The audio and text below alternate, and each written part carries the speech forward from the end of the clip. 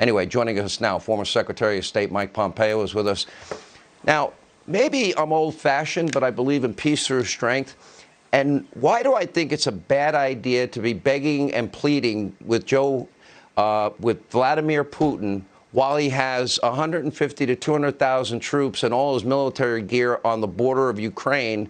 Why do I see that as a position of weakness on our part? Am I wrong? No, Sean, you're absolutely right, and thanks for having me on tonight.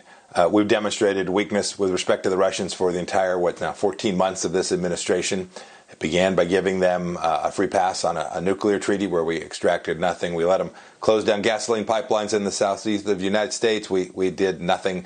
We let them finish Nord Stream 2. We lifted the Trump sanctions on Nord Stream 2. And then we did the worst thing. We shut down American natural gas and crude oil production, giving Vladimir Putin $100 a barrel or $93 a barrel for the crude oil that's produced in Russia. We put his economy on super warp, and we harmed ours and lost jobs here at home.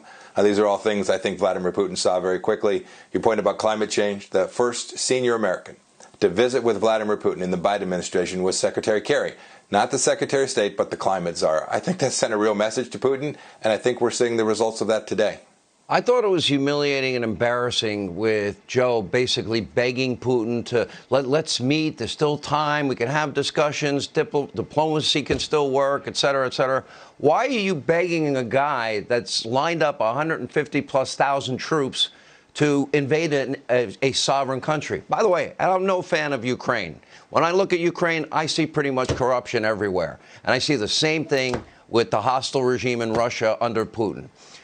So I don't think it's America's role. But I do think that he has made a strategic mistake by not supplying our allies in Western Europe, considering we have more natural resources when it comes to gas, oil, and coal than Vladimir Putin.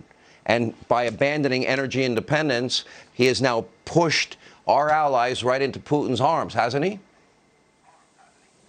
Yeah, Sean, this is an easy one. We have cheap, affordable energy here at home, and we have the capacity to ship it at a really good cost to our European friends and allies. We should be crushing the Russians with this.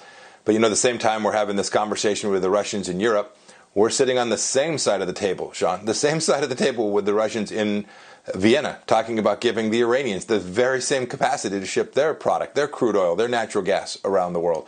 This is an enormous sign of weakness. This is a failure of American foreign policy in the fundamental deterrence sense that Reagan had and that we had for our 4 years. I saw this up close and personal. Sergei Lavrov will eat our Secretary of State's lunch if we don't demonstrate American resolve and the capacity and willingness to do the right things for our friends. What are the odds on these three issues? What are the odds in the next year Putin invades Ukraine? What are the odds that the Iranians get a nuclear weapon? What are the odds that after the Olympics, China will, quote, reunify, meaning take over Taiwan, in your view? It's a great question. I think in some sense, all three of them are well along in happening. The Russians are already connected in Ukraine. They took Crimea under the previous Democrat administration. They're making a lot of noise in the Donbass today, firing rockets as well. In Iran, we've already essentially lifted sanctions, not by actually lifting them, but by failing to enforce them. And we've allowed Iran to get very close to having not only a nuclear weapon, but a missile program so that they can deliver it. And make no mistake about it, Xi Jinping can see this weakness too. He saw the debacle in Afghanistan.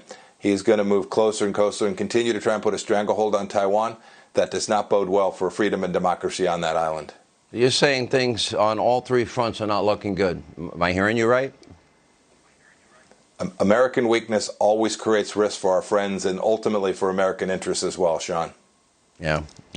Mike Pompeo, I wish the adults were back in charge. I wish you were there. Thank you for being with us. We appreciate it.